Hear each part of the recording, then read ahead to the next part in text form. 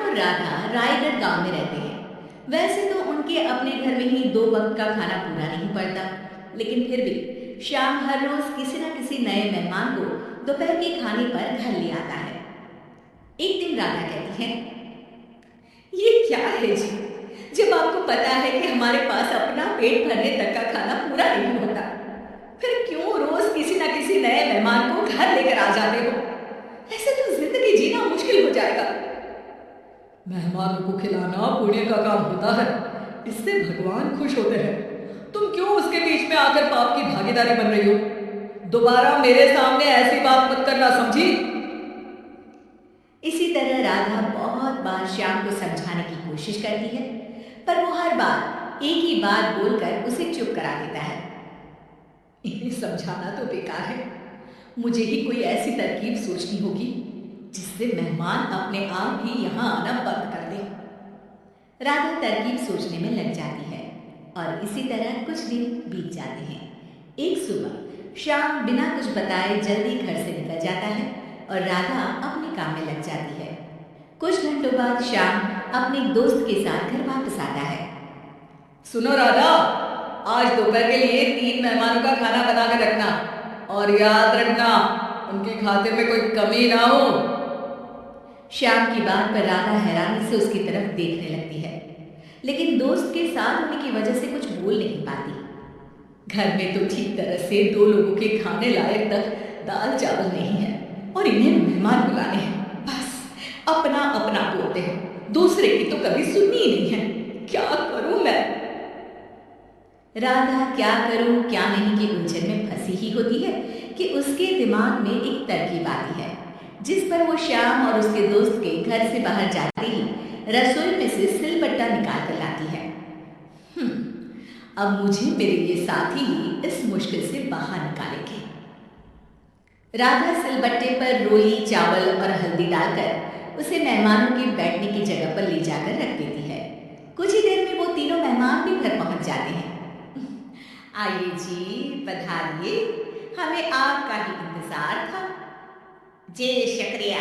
श्याम भाई कहाँ हैं? वो ना बस आते ही होंगे, तब तक आप बैठिए ना।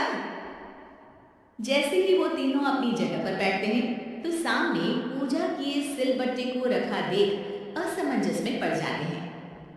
और बहन, इस सिलबट्टे की पूजा कर इसे यहाँ क्यों रखा है? क्या ये आपके यहाँ का कोई रिवाज है? अरे नहीं नहीं, वो तो मेरे पति की मन्नत है, इसलिए पूजा की है। हैं? सिलबट्टे पर कैसी मन्नत? मेरे पति ने मन्नत ली है कि वो अपने मेहमानों को खाना परोसने से पहले इस सिलबट्टे से 3 बार उनके सिर पर मारेंगे। राधा की ये बात सुन तीनों मेहमानों के चेहरों की हवाइयां उड़ जाती है, जिसे देख राधा मन ही मन हंसती हुई उन्हें दिलासा देते हुए कहती है, अरे आप लोग फिक्र मत कीजिए, ज्यादा तेज नहीं मारेंगे, बस 3 बार जरा सी थपकी।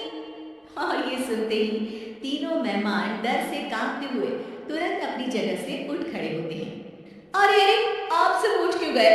मेरे पति बस आते ही होंगे, फिर सब साथ में खाना खाइएगा। अरे जी नहीं, हमें कुछ नहीं खाना। ये कहकर तीनों मेहमान बिना एक पल की और देरी किए घर से बाहर भाग जाते हैं, जिन्हें जाते हुए घर के अंदर आता श्याम देख लेता है। अरे वाह राधा, उन तीनों मेहमानों ने तो बड़ी जल्दी खाना खा लिया। नहीं ना, बिना खाए ही चले गए। अरे वो क्यों? क्योंकि वो खाने से पहले मुझसे ये सिलबट्टा मांग रहे थे, तो मैंने बोल दिया कि मेरी माँ ने दिया है, मैं नहीं दे सकती, बस फिर वैसे ही चले गए। राधा की बात सुन श्याम गुस्से से लाल होकर उस पर चिल्लाने लगता है। तुम पागल हो क्या? मेहमान को नाराज कर दिया। मेहमान जो मांगे उन्हें वो देना हमारा फर्ज है। इतनी सी बात तुम्हें कब समझ में आएगी? मैं अभी उन्हें ये सिलबट्टा देकर वापस घर में ले आता हूँ, तुम खाना तैयार रखना।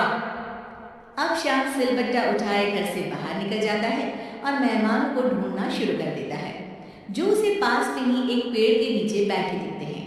श्याम उनके पास पहुंचने ही वाला होता है कि वो उसे सिलबट्टे के साथ आता देख दोबारा भागना शुरू कर देते हैं, जिस पर श्याम भी उनके पीछे भागने लगता है।